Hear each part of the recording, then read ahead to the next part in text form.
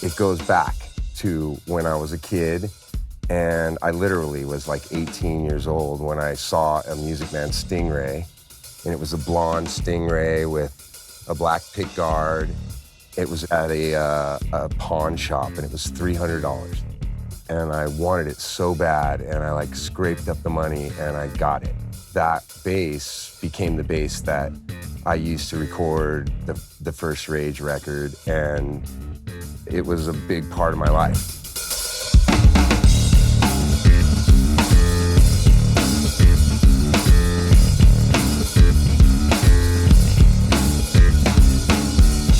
I played it.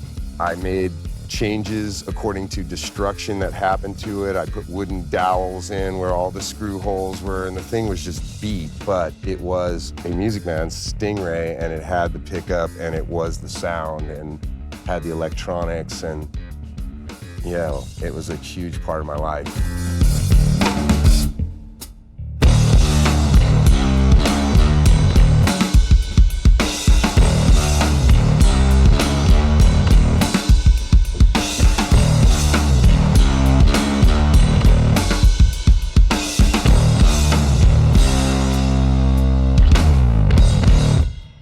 When I first started playing, I first played a Music Man, and at that time, I was pretty much glued to right up here on the top, and I played over the pickup the whole time.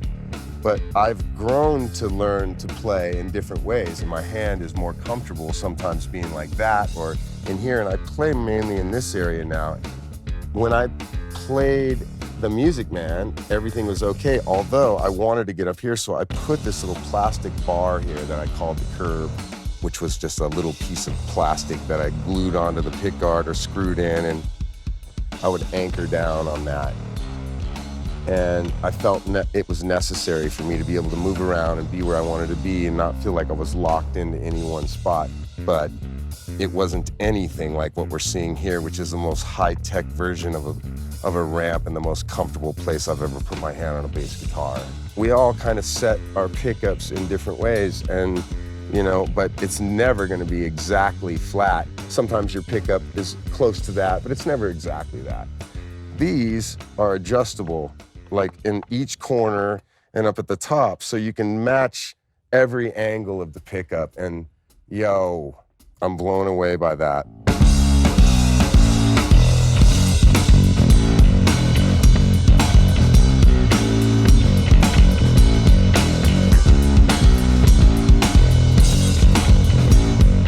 This bridge is the most incredible thing for me because it's got these mutes on it.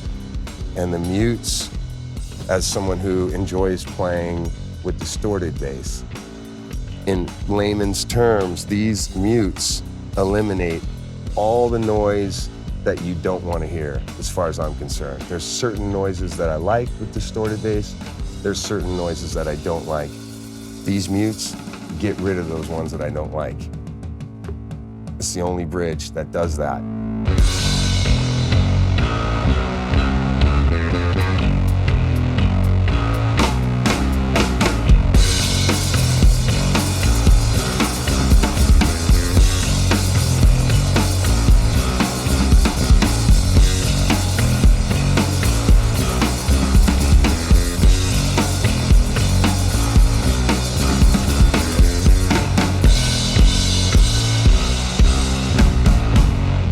Over the course of my career, I've had a lot of people come at me and say, hey, we want to make a bass for you. Would you want to put out a bass? And I've always shied away from it. And obviously I went for it with Music Man. I'm really happy to say that this bass is something that I'm a part of and that it was not made using exploitation of humans. And it was instead made in a really awesome factory in San Luis Obispo where people are looked after and they're happy, and that happiness shows in how beautifully this instrument's made.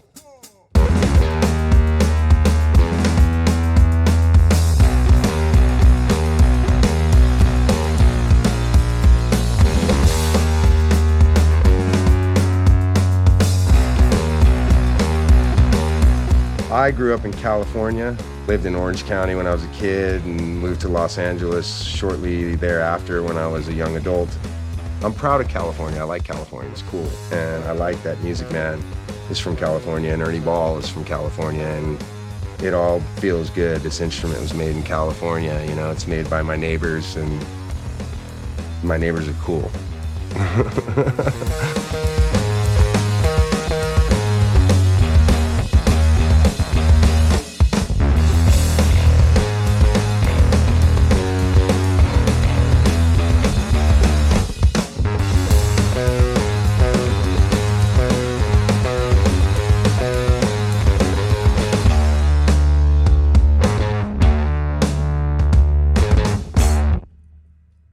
I love this thumb rest, and what I love is that you can match it up to this pickup, but I have yet to try this because I know there's a lot of folks out there that play with picks, and I think that this could definitely be a problem if you were playing with a pick and you played in this area and you were used to a certain thing.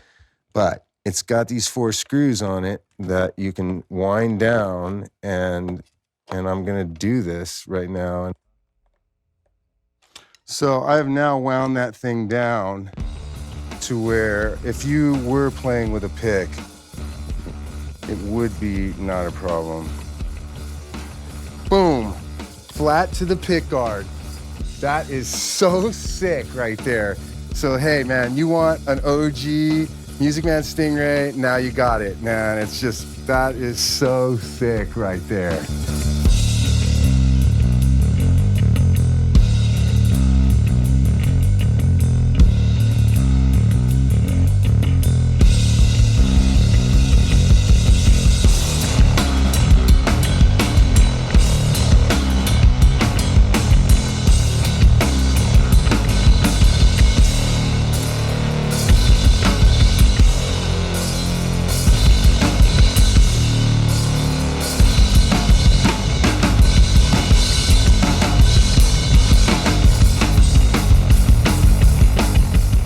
A different bass than the original StingRay bass. This is a refined version, just in the terms of like contoured body, and you know, but there's high-tech intonation in the nut, and then the low-tech, just the tapered tuning keys, but then the high-tech, the fact that you're not having to heave around the same weight that you always had forever, you know, and those are substantial changes, beside the fact that this bass has like passive and an active and 3 positions for different various combinations of pickup sounds. And so you never know what's gonna be right for you. You might have a smaller amp, in which case you'll have it set a certain way, or a bigger amp like myself and it's set another way. So it's like, it's cool to have options, plus a tone knob.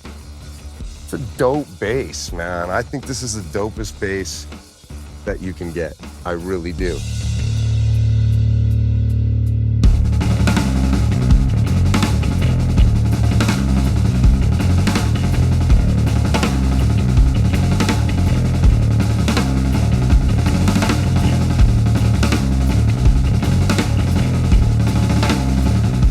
I love the people at the company, and I love the instruments, but I love the StingRay.